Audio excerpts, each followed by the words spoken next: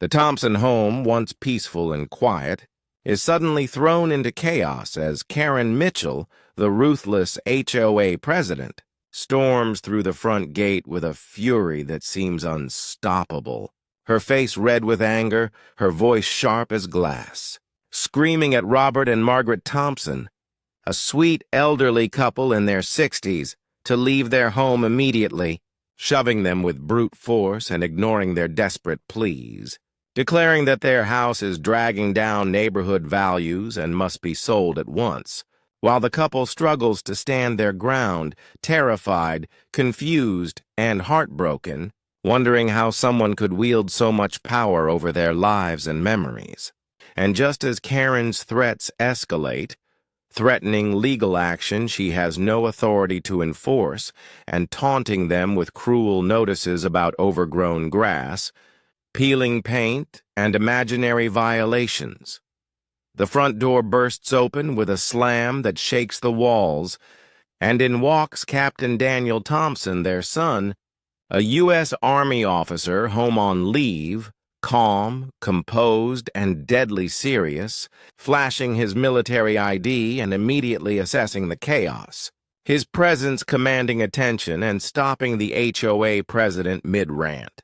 As he steps between his parents and the officers she foolishly called to enforce her false claims, demanding to see a legitimate eviction order signed by a judge and making it clear that anyone who lays a hand on his parents without due process is crossing the line into criminal behavior. And as Karen recoils in shock, realizing that she has underestimated not only the courage and authority of this soldier, but also the legal power he is prepared to wield, viewers are left on the edge of their seat. Laws invoked, and the ultimate humiliation and downfall of a tyrant who thought she could manipulate and bully an elderly couple into submission. And through it all, the narrative teases moments of high emotional stakes. Margaret's fear and trembling, Robert's quiet dignity under attack, the relentless psychological pressure Karen imposes, and the electrifying twist when their son arrives, transforming the entire power dynamic, hinting at courtroom showdowns, community support, legal takedowns, and the triumph of justice, family, and resilience.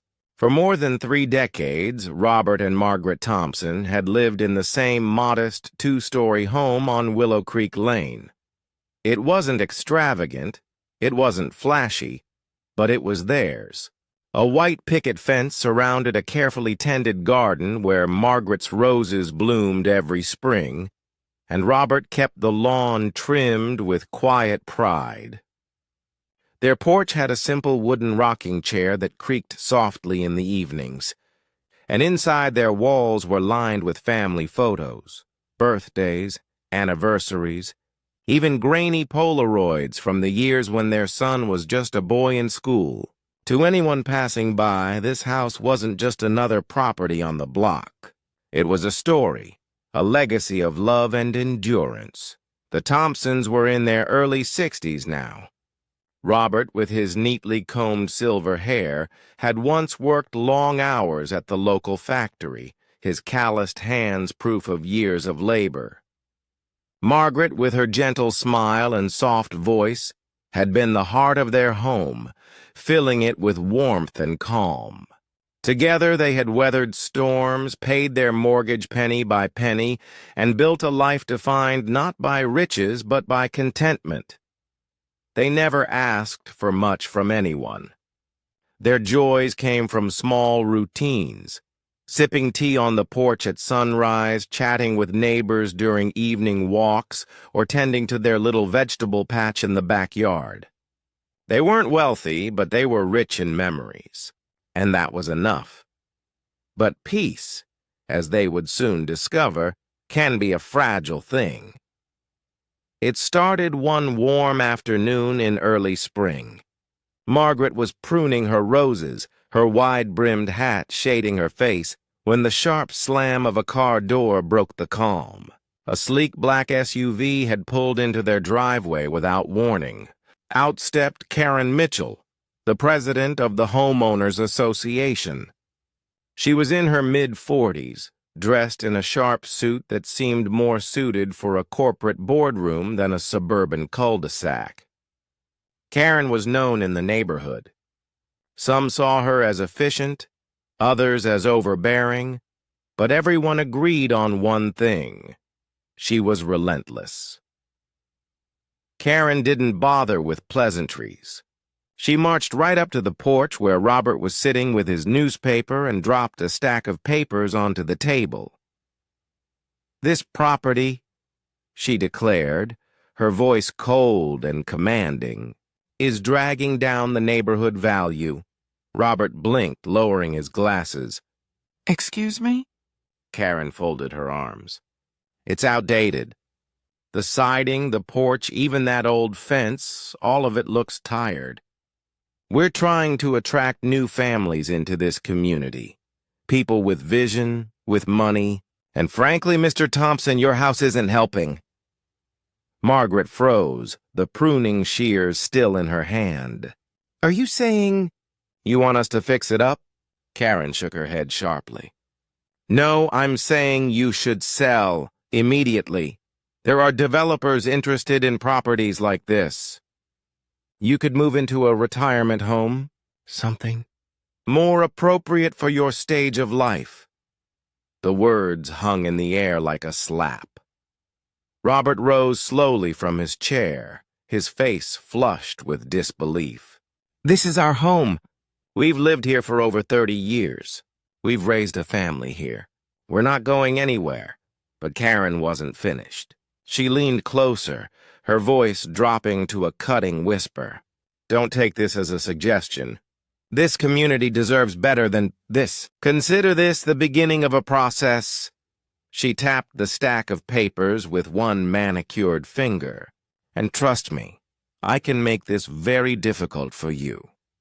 With that, she spun on her heel, heels clicking sharply against the driveway, and climbed back into her SUV.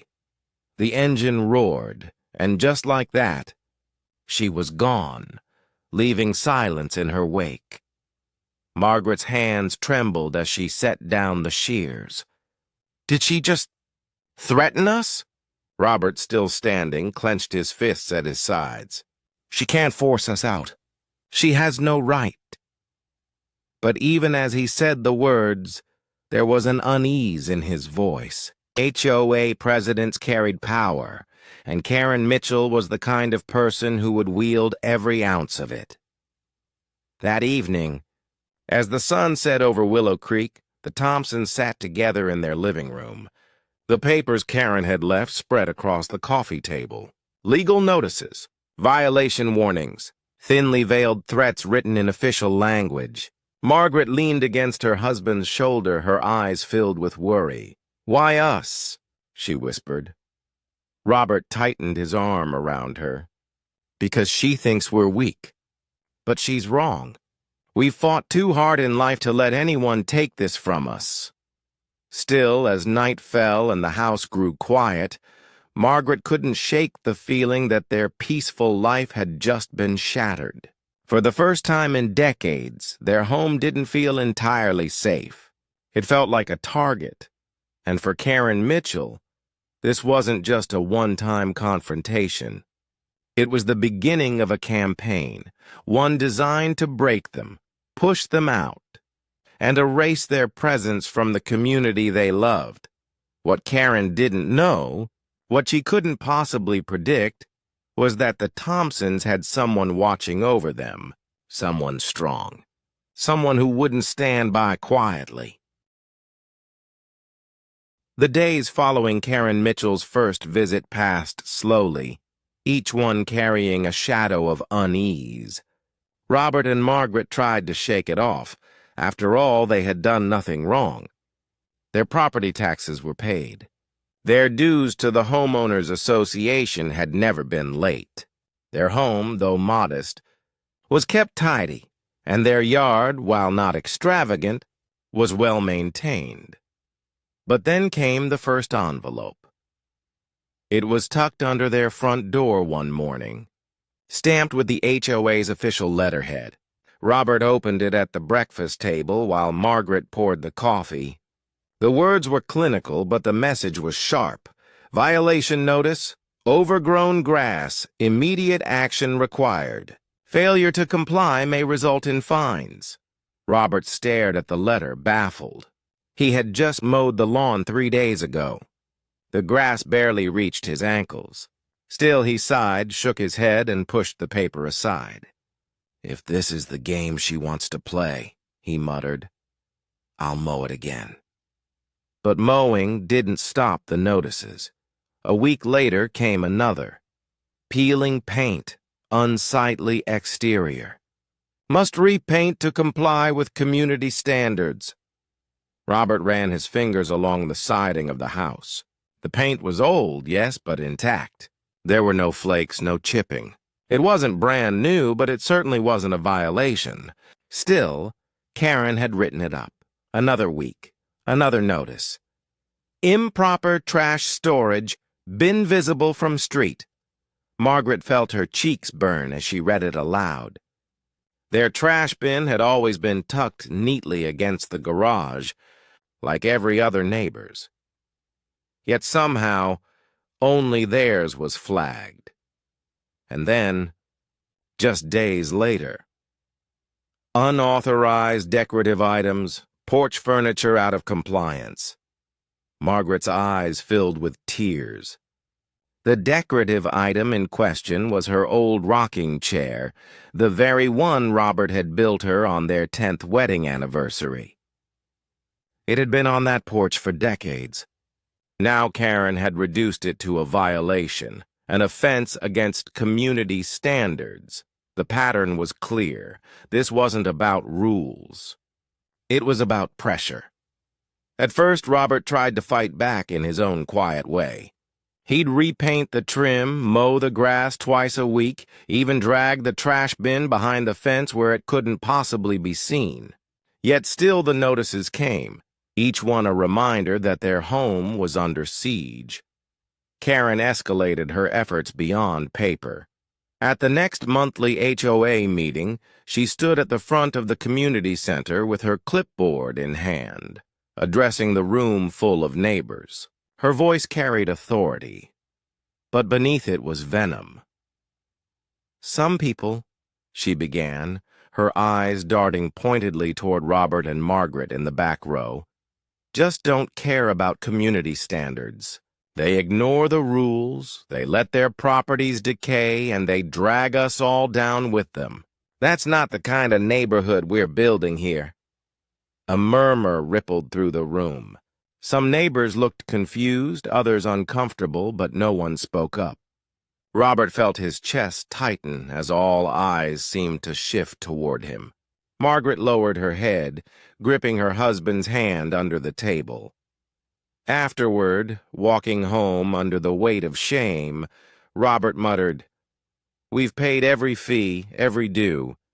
We've never missed a meeting. Why is she doing this to us?" Margaret's voice cracked. "Because she wants us gone. She said it herself." The stress began to creep into their daily lives. Robert, once steady and calm, grew restless. He would wake before dawn, pacing the kitchen with a cup of coffee he didn't drink, staring out the window as if expecting another notice to appear. When he did sleep, it was shallow, broken by nightmares of eviction and strangers moving into their beloved home. Margaret, too, carried the burden. Nights once filled with soft conversation turned into silence. She lay awake. Each envelope carried with it a weight heavier than the last. Notice of fine, $50. Notice of escalation, $100. Final warning before legal action. The couple's kitchen drawer filled with paper, a stack of intimidation tactics disguised as official correspondence. Robert tried to contest them, writing back with photos of their mowed lawn and painted siding, but the appeals went unanswered. The system was rigged. Karen was both the accuser and the judge. At times, Margaret wondered aloud if they should give in, sell the house, and walk away. Maybe it would be easier, she whispered one night, her voice trembling. Maybe she'll never stop. But Robert shook his head, his jaw set. This is our home. We built our life here. We will not let her bully us out. Still, his words carried more defiance than certainty. Karen, sensing their resistance, intensified her cruelty. She began driving slowly past their house at odd hours, pausing in front with her headlights glaring through their curtains. On one occasion, Margaret saw her standing on the sidewalk with a clipboard, scribbling notes as she stared directly at their windows. It was no longer just about rules. It was personal. The Thompsons began to feel trapped in their own home. What once was a sanctuary now felt like a cage, each creak of the floorboards echoing with Karen's threats. Robert's health, too, began to falter. Once strong and sturdy, he now found his chest tightening in moments of stress, his hands trembling as he sorted through the endless envelopes. Their son called often from his base, asking if everything was all right. Margaret reassured him, not wanting to burden him with the truth. "We're fine, sweetheart," she would say, forcing cheer into her voice. But as soon as the call ended, her face would crumple into tears. Behind closed doors, the Thompsons prayed for relief. Yet every day only confirmed what they already knew. Karen Mitchell was determined to break them. She didn't see them as people, as neighbors who had given their lives to this community. She saw them as obstacles, standing in the way of a lucrative deal with developers eager to snatch up land. And so the campaign continued. Week after week, month after month, each blow chipping away at their peace, their health, their dignity. But what Karen did not understand was that every attack, every cruel word, every piece of paper shoved under their door was building something she couldn't anticipate. A quiet, simmering resistance. Robert and Margaret might have seemed fragile on the surface, but beneath the pain was resolve. They had faced hardships before. They had survived storms, recessions, and personal loss. And now, though weary and afraid, they clung to one unshakable truth. This was their home, and they would not surrender it without a fight. What they didn't know was that help was coming. Someone who loved them more than life itself, someone with strength Karen had never reckoned with, was about to step into the battle. For now, though the harassment grew louder, more suffocating, until even the walls of their beloved house seemed to whisper with fear. Weeks of harassment had taken their toll. Robert and Margaret Thompson had endured notice after notice, insult after insult, humiliation after humiliation. Their health was faltering, their peace shattered, but still they refused to give up their home. To them, giving in meant surrendering their dignity, their life's work, and the memories woven into every brick and beam. Karen Mitchell, however, was not a woman who tolerated defiance. When her notices, fines, and public shaming failed to drive the elderly couple out, she decided to escalate. Rules and procedures were nothing more than tools in her arsenal, and when those tools weren't enough, she had no hesitation about bending the law itself. One gray morning, Margaret was preparing tea in the kitchen when the sound of heavy knocking rattled the front door. Startled, she wiped her hands on her apron and hurried to the hall. Robert was already there, adjusting his glasses, peering through the window. What he saw sent a chill through him. Two uniformed police officers stood on the porch, their patrol car idling at the curb. And beside them, smug and unyielding, was Karen Mitchell. She was holding a folder thick with papers, her lips curled into the faintest smile. Robert opened the door cautiously. "Officers?" Karen stepped forward before they could answer. Mr. Thompson, Mrs. Thompson, this is your final warning. This house has been deemed unsafe, unsanitary, and abandoned. I've filed the appropriate reports. These officers are here to remove you from the property, Margaret gasped, clutching her husband's arm. Abandoned? We're standing right here. We've lived here for 30 years. The taller of the two officers shifted uncomfortably. Ma'am, we received a complaint from the HOA president. She claims this property is in violation of safety codes and has been neglected. Robert's voice trembled with anger. That's a lie. Look around you. This house is clean, maintained, lived in. We pay our dues, our taxes. We have every right to be here, but Karen cut him off, her voice sharp as steel. Enough. You're endangering the neighborhood. Officers, remove them now. This house is a hazard.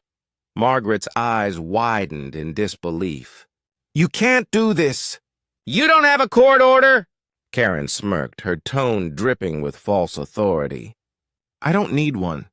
This is an HOA matter. My word is sufficient.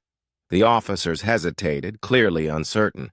They weren't lawyers, and they didn't want to get dragged into a technical dispute. But Karen's commanding presence and the stack of official-looking papers in her hand created just enough pressure to sway them. Sir, ma'am, the shorter officer said with a sigh, please step outside. We don't want this to get physical. Robert's face reddened. This is our home. You have no right. Before he could say another word, one of the officers stepped forward and grabbed him firmly by the arm. Robert stumbled, the sudden force jarring his shoulder. Margaret let out a scream. Don't touch him! Stop, please! She cried, rushing to his side. But the other officer moved in, blocking her path, his hand hovering near his belt as if warning her not to resist. Karen watched the scene unfold with satisfaction. For her, this was victory.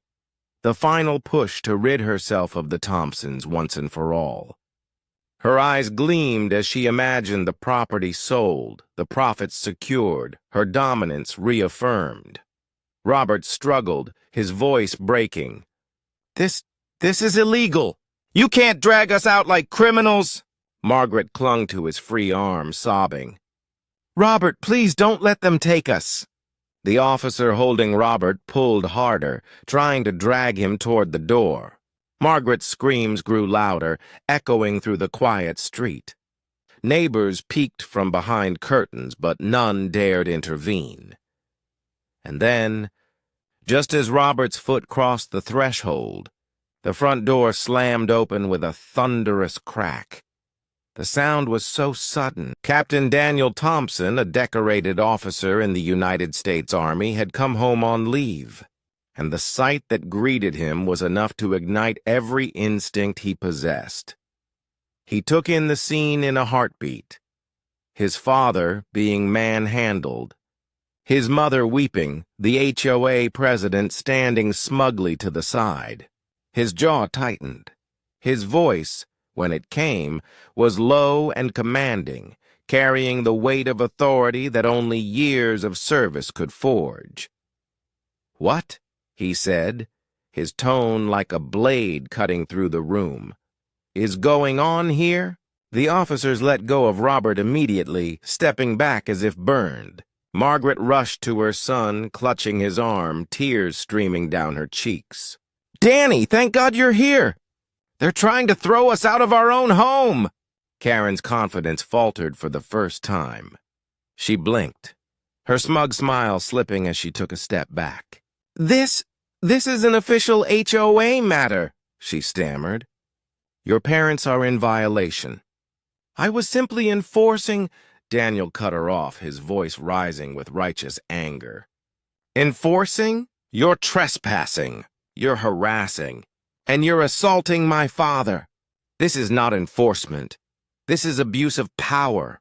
He turned on the officers, his gaze fierce. And you, do you have a court order? Any legal authority to remove these people from their home? The officers shifted uncomfortably. We were told? Daniel snapped. Since when does the word of an HOA president override the Constitution? My parents own this house. They've paid their dues, their taxes, their mortgage. You have no legal basis to be here. The officers exchanged nervous glances. One of them muttered, "Maybe we should step outside." Karen, realizing her plan was unraveling, tried to regain control. She jabbed a finger toward Daniel. "Listen here, young man, you don't understand how HOAs work. This property is a liability. If they won't leave willingly, then—" Daniel stepped forward, his voice thundering now. "Then what? You'll threaten them again? Falsify more reports? Humiliate them at meetings? I've faced enemies overseas with more honor than you've shown in your own neighborhood." Karen's face flushed red. She opened her mouth to argue, but the words caught in her throat. For the first time, she was the one on the defensive. Daniel's presence filled the room like a storm. His mother clung to him, his father straightened beside him, and the officers quietly retreated to the porch, clearly unwilling to cross a man who radiated authority. Karen, however, wasn't ready to admit defeat. She huffed, gathering her papers, and hissed, "This isn't over. I'll be back with the proper channels. You can't stop progress. You can't stop me." But her bravado was hollow. As Daniel took one step closer, his eyes locked on hers with icy fury, she faltered. Her hands trembled, her confidence crumbling under the weight of his stare, and then, without another word, she turned on her heel, barking at the officers to follow her. They did, grateful for an excuse to leave. The front door slammed behind them, the sound reverberating like the end of a battle. Silence filled the house once more. Margaret collapsed into her son's arms, sobbing. Robert, though shaken, stood tall, his chest heaving with relief. Daniel wrapped his arms around them both, his voice softening. "It's over, Mom. Dad, she won't get away with this. Not anymore." But deep down, Daniel knew it wasn't truly over. Karen Mitchell would return. She would fight harder, dig deeper, use every trick at her disposal. The difference now was that his parents were no longer alone. And Karen? She had just crossed a line she could never uncross. The air in the Thompson home was thick with fear and tension. Margaret clutched her husband's arm, her cries echoing off the walls. Robert struggled against the officer's grip, humiliated, his voice raw with outrage. Outside, neighbors whispered from behind curtains, afraid to step into the storm. And at the center of it all, Karen Mitchell stood tall and smug, her arms crossed, certain she had finally won. But then the door burst open. The sound cracked like thunder, shaking the frame. Every head turned, and there he was, Captain Daniel Thompson, tall, broad-shouldered, his army uniform pressed to perfection, the polished brass on his chest glinting in the light. A man who had led soldiers into battle, who had stared down enemies on foreign soil, and now, for the first time in years, had come home. His duffel bag hung heavy across his back, but his presence was heavier still. The storm outside had been brewing for months, but Daniel's arrival turned it into a reckoning. His eyes locked instantly on the sight before him, his father being manhandled, his mother in tears. The rage that surged within him was immediate but controlled, the kind of rage that soldiers learn to harness into precision, not chaos. He stepped forward, his voice low but resonant, each word carrying the weight of authority. "No one," he said, his gaze fixed on the officers, "touches my parents without legal cause." The officer holding Robert froze, his grip loosening as though Daniel's words had burned through him. Margaret stumbled back into her son's arms, relief and desperation mingling in her sobs. Robert straightened, rubbing his shoulder, his chest swelling with a fragile mix of pride and exhaustion. Daniel reached into his pocket and pulled out his military identification, holding it high for everyone to see. The small card, embossed with the seal of the United States Army, glinted in the dim light of the hallway. "I am Captain Daniel Thompson, United States Army," he declared. "You will show me the eviction order, signed by a judge." Right now, the officers exchanged nervous glances. Their training had not prepared them for this. They were caught between the authoritative tone of an HOA president and the unmistakable command presence of a military officer. One of them cleared his throat, stammering, We don't have an order, sir. We were told—" Daniel's eyes narrowed, his voice sharp as steel. "Told? Since when does the word of an HOA president override the Constitution? Since when do you remove homeowners without due process of law?" The officers shifted uncomfortably, stepping back. The grip on Robert's arm vanished completely. Karen's face flushed, but she stepped forward, her voice sharp with indignation. "Don't you dare lecture me about the law. This is an HOA community. I have authority to enforce compliance.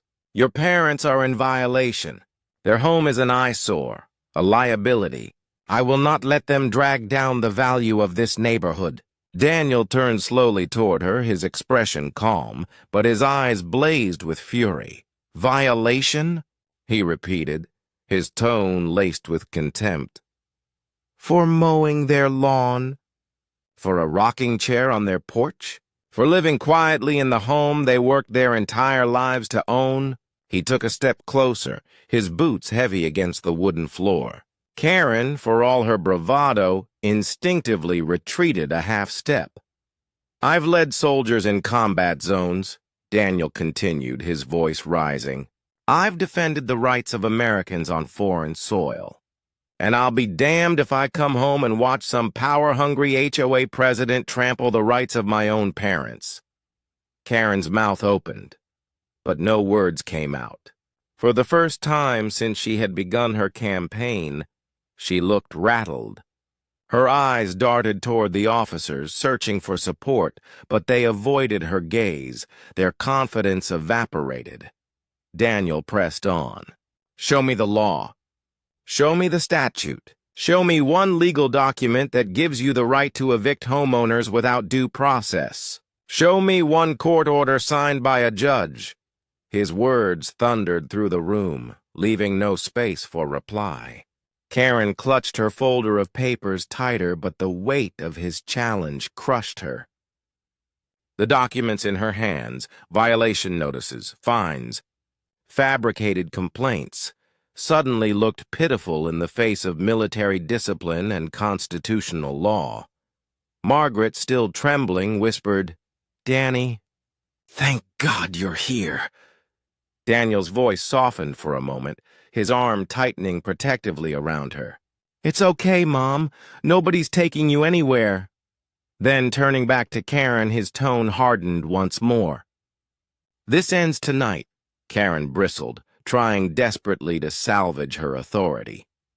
"You think you can intimidate me with a uniform? This is my neighborhood, my rules. I decide what happens here." Daniel's gaze sharpened, his words cutting like a blade. "No, you don't decide. The law decides, and the law does not bow to your ego." The silence that followed was suffocating. Even the officers, unsure of their footing, seemed to shrink into the corners of the room. The neighbors, peering from their windows, saw not a meek elderly couple being dragged out of their home, but a soldier, a protector, standing firm against tyranny in their own backyard. Karen's hands trembled. She tried to gather her papers, fumbling as if they might shield her from the storm she had provoked. Her voice, once sharp and commanding, faltered. This isn't over. I'll be back. I'll have the courts on my side. You'll see." Daniel stepped closer, his presence towering over her. His voice dropped to a dangerous calm. "Go ahead. Try. But this time, you won't be bullying defenseless seniors. This time, you'll answer to the law, and I'll make sure every single violation of their rights is documented, filed, and brought before a judge." Karen's confidence shattered. Her eyes flickered nervously between Daniel and the officers. She muttered something under her breath and turned sharply, storming out the door with the officers trailing uncertainly behind her. The door slammed shut. Silence fell once more, broken only by Margaret's quiet sobs. Daniel turned to his parents, his anger melting into concern.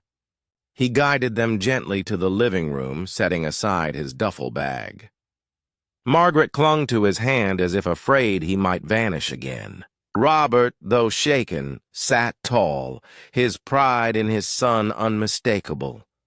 "Danny," Robert said hoarsely, "she's been after us for months. Notices, fines, humiliation. We didn't want to bother you. We thought we could handle it." Daniel's jaw tightened. "You should have told me sooner, but it doesn't matter now. She's crossed the line. She brought the police into your home without a warrant, without cause. That's not just abuse of—" The house was still trembling with echoes of what had just happened. The slam of the front door, Karen's retreating footsteps, the heavy silence that followed. It all lingered like a bad taste.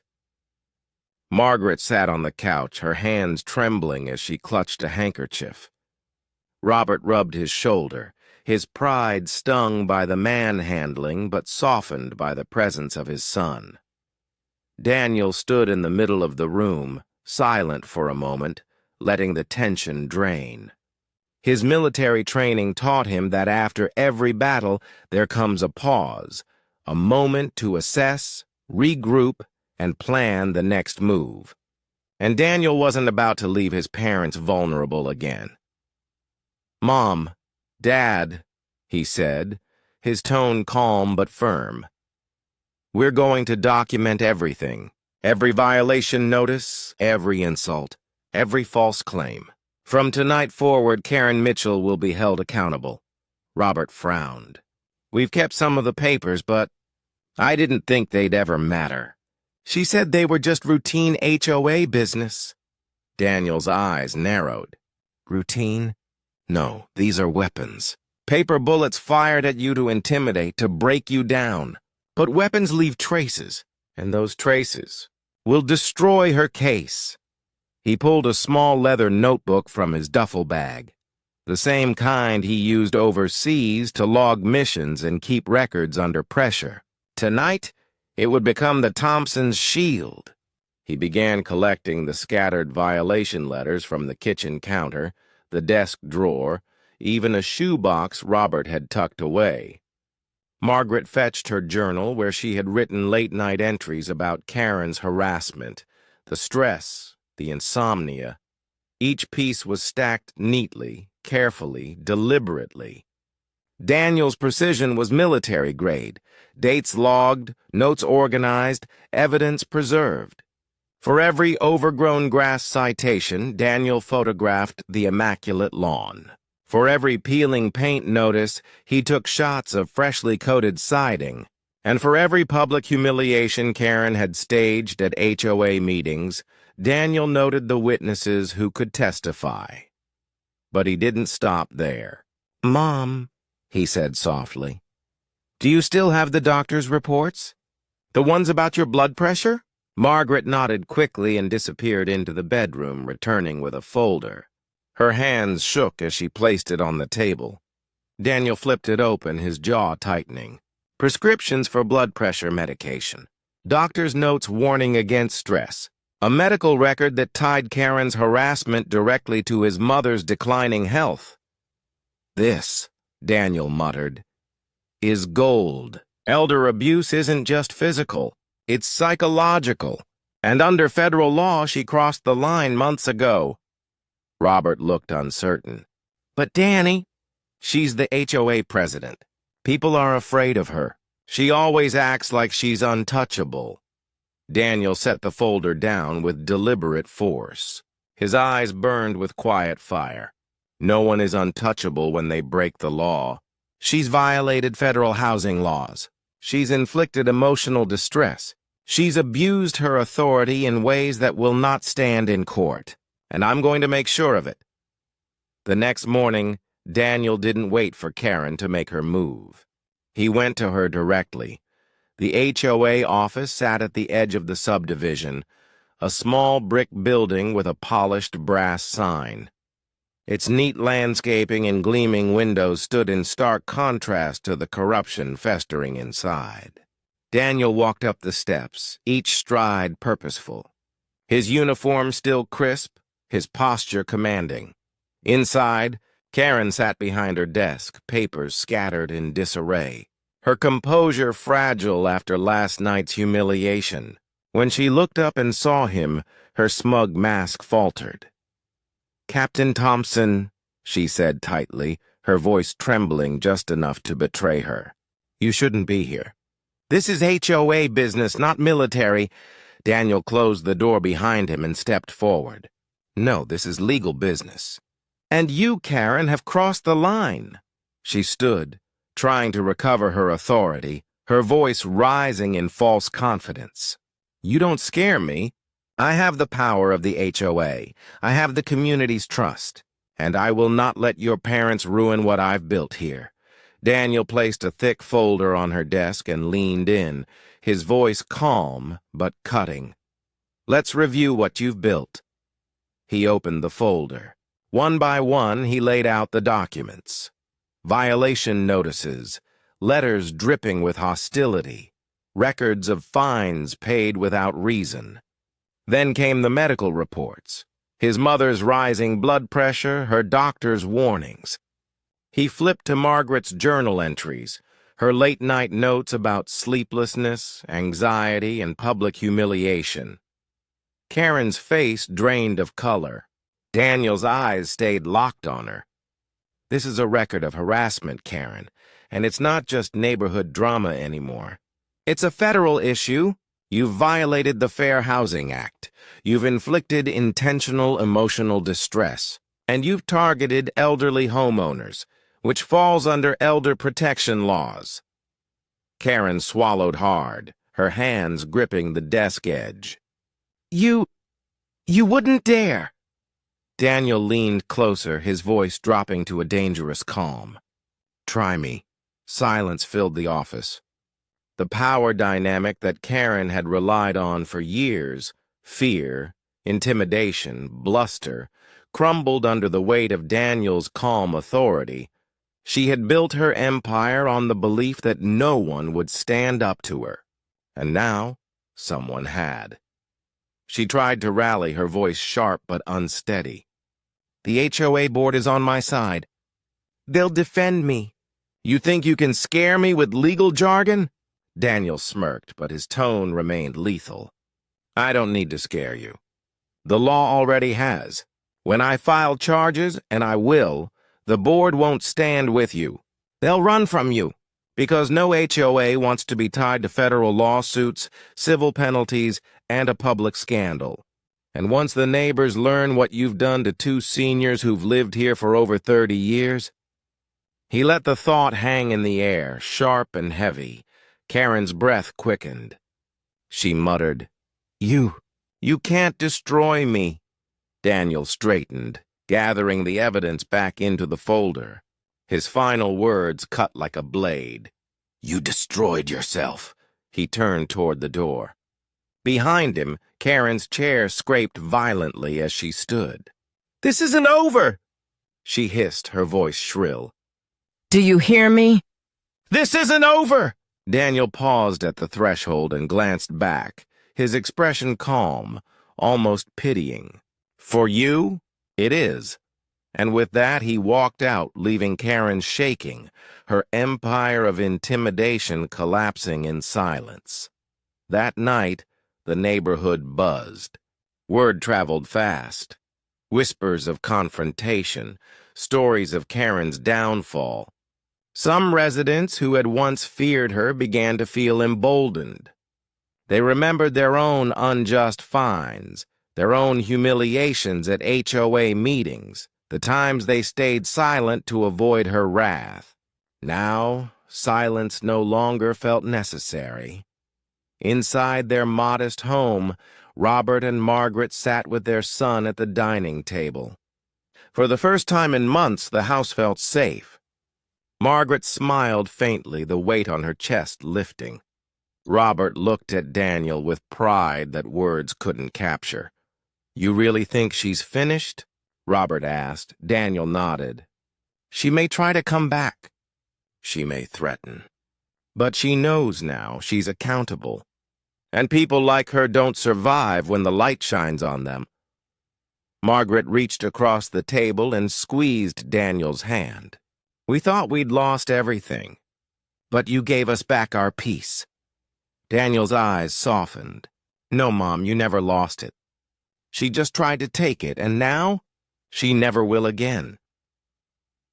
Outside, the wind rustled through the trees, carrying away the last echoes of Karen Mitchell's reign of fear. Her muttered threats, "This isn't over," were nothing more than the hollow cries of a tyrant who had finally been unmasked. The following weeks were tense, filled with meticulous preparation, strategy sessions, and sleepless nights. While the immediate threat from Karen Mitchell had been halted by Daniel's intervention, the Thompsons and their son knew this was far from over. Karen's intimidation might have been temporarily paused, but she was cunning and had resources. If they wanted lasting justice, they would need the law to speak louder than fear, louder than the bluster and bluster-filled notices that had plagued them for months. Daniel took the lead. He began contacting civil rights attorneys, searching for someone who understood the nuances of housing law, elder protection, and harassment. The goal was clear: to sue the HOA and Karen Mitchell personally for the relentless campaign of psychological and emotional abuse, the unlawful eviction attempts, and the fear and stress inflicted on his parents. They found the perfect attorney in a small firm known for taking on powerful organizations and winning. She was sharp, methodical, and relentless, traits Daniel respected immediately. "Gentlemen," "Ma'am," she said on their first consultation, her eyes flicking over the thick folders of documentation Daniel had compiled. "This is a textbook case. You have everything: evidence of harassment, false claims, and a documented record of intimidation. The law is firmly on your side." Margaret clutched Daniel's arm. "Do you really think we can win?" The attorney smiled gently. "Not only can you win, Mrs. Thompson, but the people responsible are going to face consequences they never imagined." Preparation became their life. Every voicemail Karen had left, taunting, threatening, manipulative, was recorded and cataloged. Text messages from the HOA office demanding compliance with absurd rules, evidence of falsified reports, and notices sent in violation of proper protocol were all meticulously logged. Margaret's medical records, detailing the impact of the harassment on her health, were included as critical proof of emotional and psychological damages. Daniel insisted on thoroughness.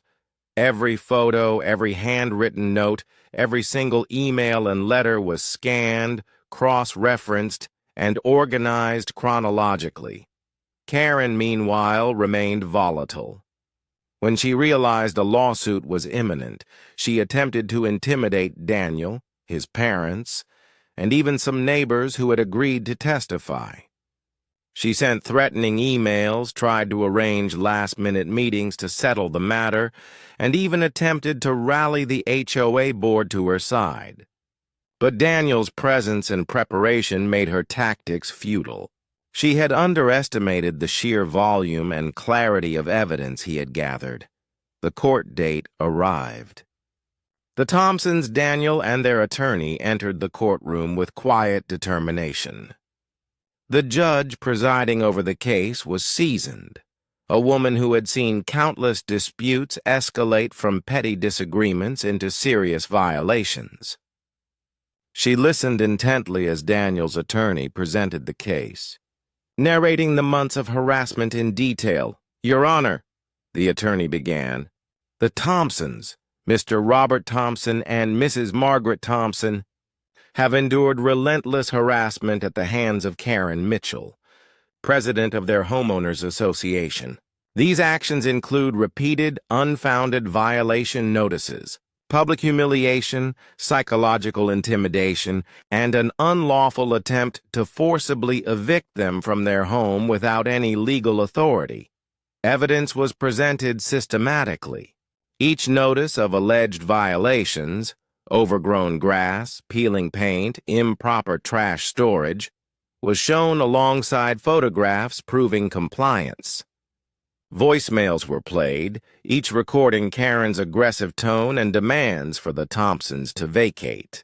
Texts and emails from Karen were submitted, revealing her attempts to manipulate and intimidate not only the Thompsons, but neighbors as witnesses to their supposed non-compliance. Margaret's medical records were shown to demonstrate the real, tangible impact of the harassment, including elevated blood pressure and sleep deprivation.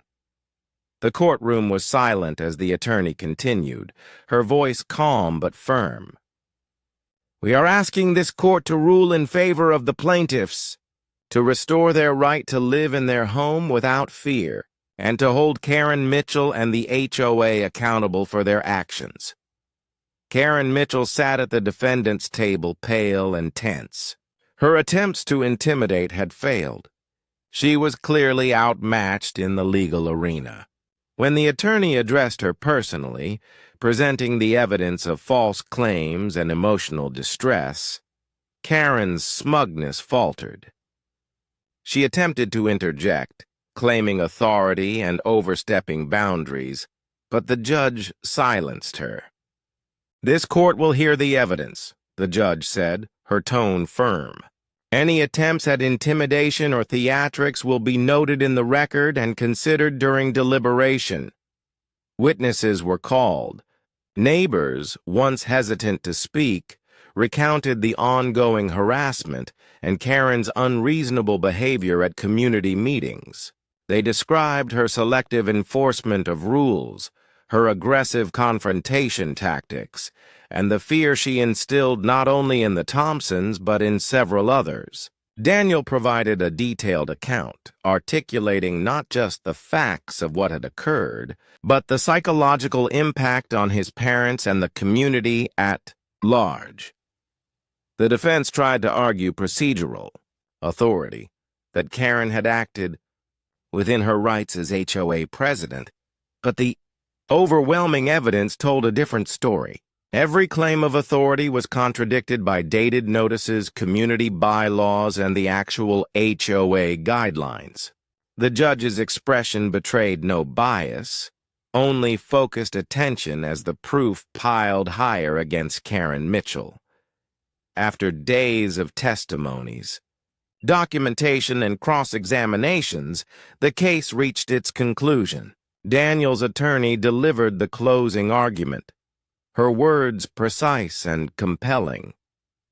"Your Honor, what we have presented is not merely a dispute over property or minor HOA disagreements," she said. "This is a case about power abused, authority misused, and lives disrupted. The Thompsons are elderly citizens, vulnerable not by choice but by age and circumstance. Karen Mitchell chose to weaponize her position against them for personal gain, to pressure them into selling their home for financial and political advantage. The evidence is irrefutable, the harm undeniable. We ask this court to uphold the rights of Mr. and Mrs. Thompson, restore their peace, and hold Karen Mitchell accountable for her actions." The judge listened carefully, reviewing the exhibits one final time.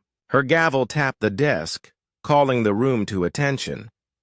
Having considered the evidence, the testimonies, and the law, this court finds in favor of the plaintiffs. "Robert and Margaret Thompson," she announced. Her voice resonated with authority, finality, and justice. "The Thompsons have the full right to remain in their home. Karen Mitchell, in her capacity as president of the HOA, is hereby removed from her position. She is fined $25,000 for the abuse, harassment, and violations perpetrated against the plaintiffs. Furthermore, she is barred from holding any future board positions within this community. Finally, this case is referred for criminal misconduct review. A stunned silence fell over the courtroom. Then, slowly, Margaret and Robert's hands joined, their fingers intertwining in relief and gratitude. Tears flowed freely, unrestrained. Their nightmare, months of fear, intimidation, and sleep-deprived anxiety had finally ended. Daniel placed a steady hand on his father's shoulder. "We did it, Dad, Mom, we did it." Robert, voice hoarse but triumphant, nodded. "Thanks to you, son. And your planning. I never imagined we'd see justice like this." Margaret, still trembling, looked at Daniel with tear-filled eyes. "You promised us protection, and you delivered. Not just physically, but legally. Thank you for giving us our home back." Outside the courthouse, the news spread quickly. Neighbors whispered of the Thompsons' victory, of Karen Mitchell's dramatic removal, and of the $25,000 fine that stood as a warning against abusing authority. People who had been intimidated by the HOA president's tactics felt emboldened, realizing that even the most ruthless leaders could be held accountable under the law. Daniel, walking his parents to their car, felt a quiet pride. This wasn't just about winning a case. It was about justice, integrity, and the restoration of peace. Karen Mitchell, once feared as untouchable, had been unmasked. Her power had evaporated in the face of meticulous evidence, courage, and legal authority. The Thompsons returned home, greeted by the familiar sights of their garden, the rocking chair on the porch, and the memories etched into every wall. For the first time in months, they could breathe freely. Their home was theirs once more, safe, respected, and protected. Karen Mitchell's attempt to manipulate, intimidate, and force the Thompsons out of their home had failed spectacularly. Her authority was stripped, her reputation tarnished, and her ability to harm the Thompsons permanently curtailed by law. Justice, meticulous and unwavering, had prevailed. For Robert and Margaret, the victory was more than legal. It was personal. Every sleepless night, every anxious moment, every violation notice thrown into their mailbox had culminated in this single triumph. Their resilience, fortified by Daniel's unwavering presence and legal acumen, had reclaimed not only their home, but their dignity. The court's decision was clear. Abuse of power would not be tolerated. Harassment had consequences, and the rights of homeowners, especially the vulnerable, were protected under law. Karen Mitchell had underestimated both the Thompsons and the law, and now she would pay the price for her misdeeds. The sun rose gently over the quiet neighborhood, casting golden rays across the neatly lined streets. The Thompson home, which had endured months of harassment, intimidation, and fear, now radiated serenity. The garden bloomed, the porch sat ready with its rocking chairs, and the familiar creak of the front gate welcomed anyone home. For the first time in months, the air seemed lighter, freer. Inside the house, Margaret and Robert moved with careful contentment, their steps no longer weighed down by dread. Margaret tended to her flowers, the vibrant colors reflecting the new life returning to her world. Robert adjusted the furniture, placing a photograph of their family in a central spot, a reminder of what they had fought to protect. But perhaps the most profound change was in their expressions. Calm, relieved, filled with quiet triumph. Outside, The street buzzed gently, not with fear or tension, but with curiosity and cautious celebration. Neighbors peeked out from behind curtains, some venturing further than before. Months of Karen Mitchell's tyranny had kept them silent, hesitant to speak or intervene. But now, emboldened by the Thompsons' victory and the court's unequivocal ruling, they emerged. Smiles replaced wary glances. Conversations flowed where there had once been whispered fear. It began slowly. Mrs. Jenkins from across the street brought over freshly baked cookies. "Welcome back," she said, her voice warm and sincere. "We were all rooting for you." Next came Mr. Alvarez, leaning on his cane, carrying a small bouquet of daisies. "You stood up for yourselves," he said, "and now maybe the rest of us can too." One by one, neighbors joined the Thompsons' porch. Laughter replaced tension. Tea was poured into mismatched cups. Conversation meandered from neighborhood updates to memories of shared holidays.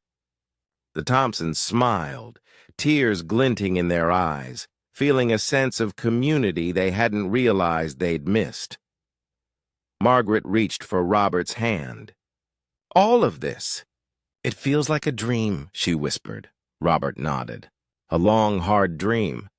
But we're awake now. And we're safe." Captain Daniel Thompson stood nearby, surveying the gathering. Though he had led battles overseas, navigated life-and-death decisions in foreign lands, and returned home to confront the tyranny in his own backyard, he felt the weight of the moment. This was a different kind of victory, but no less important. Justice for his parents, restoration of dignity, and hope rekindled in an entire neighborhood. He looked around at the faces of those who had quietly suffered under Karen's rule, realizing that their victory was not just personal, it was communal.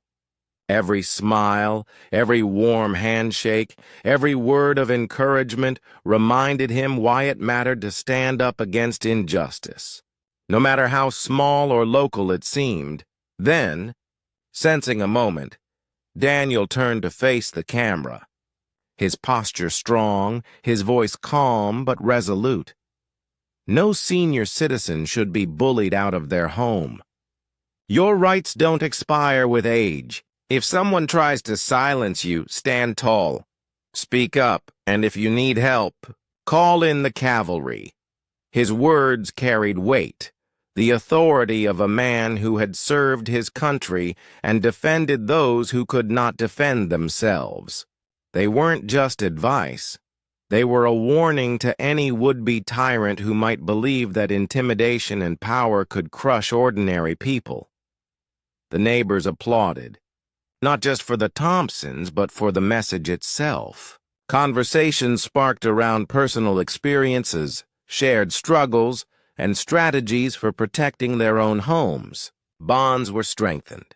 Community spirit, once overshadowed by fear, had returned in full force.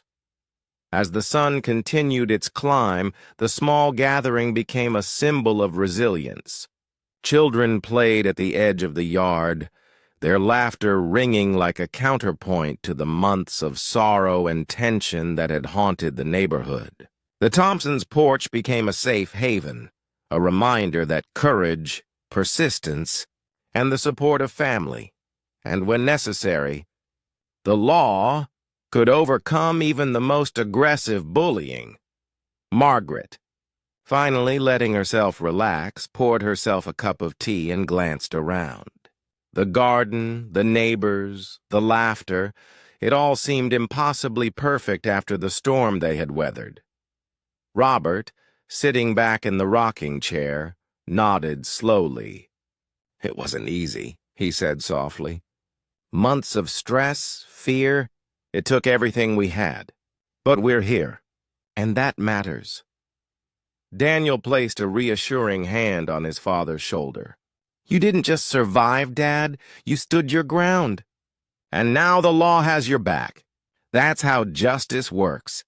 Sometimes it takes courage, sometimes it takes persistence, but it always favors truth over intimidation. The gathering continued into the afternoon. People shared stories, plans, and laughter.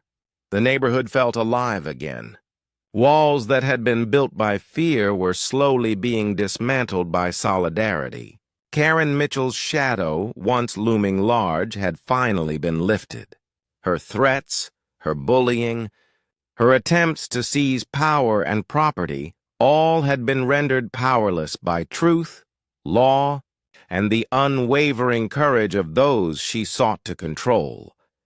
Neighbors who had been afraid to confront Karen before now spoke freely. Mr. Alvarez shared his experiences of receiving unfair fines. Mrs. Jenkins recounted the letters she had ignored out of fear. Each story reinforced a shared understanding. Abuse of authority cannot thrive where community stands together.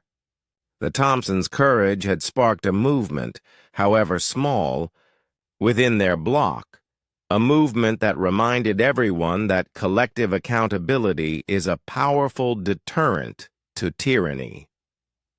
As dusk approached, Daniel gathered the group for a final word. His tone was gentle but firm, carrying the wisdom of someone who had seen both the horrors of battle and the quiet triumphs of justice. "Remember this," he said, glancing at the faces around him. "Courage is contagious.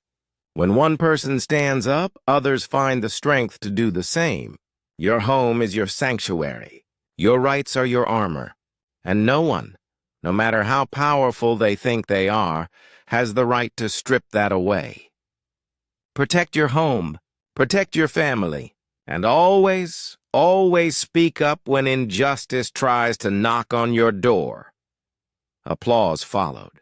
The Thompsons, tears still glistening, smiled at their neighbors.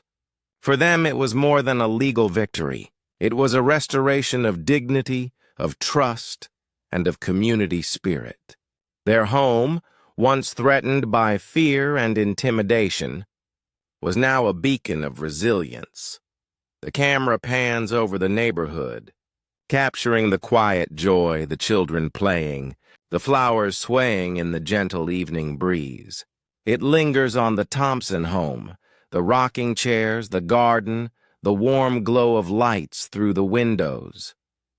Here, life had returned to its rightful rhythm, peaceful, secure, and joyful.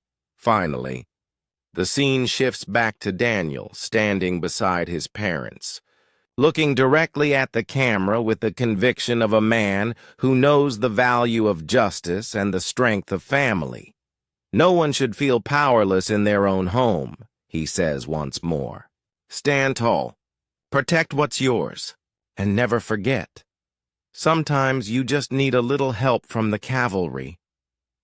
As the screen fades to black, text appears, leaving viewers with a lasting message based on real struggles. Know your rights. Protect your home.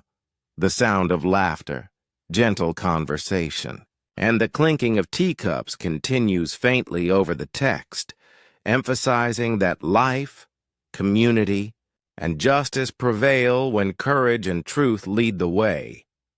The camera slowly pulls away from the Thompson home, rising above the neighborhood. The streets, once shadowed by fear, now bask in evening light. The story of intimidation, courage, and legal triumph has concluded, but its impact resonates. Justice may be hard-won, but it is attainable. And for the Thompsons and their neighbors, life returns not just to normal, but to something better. A community restored, a home protected, and hearts filled with hope. Don't let injustice go unnoticed. Subscribe to HOA Truth Tales and hit the bell to uncover the real stories behind HOA drama, tyranny, and neighborhood battles. If you've ever faced a bully in your community, comment below. We want to hear your story. Every like, share, and comment helps shine a light on the truth, and every subscriber joins the fight against unfair HOA rules. Stay tuned, because the next shocking story could be happening right in your neighborhood.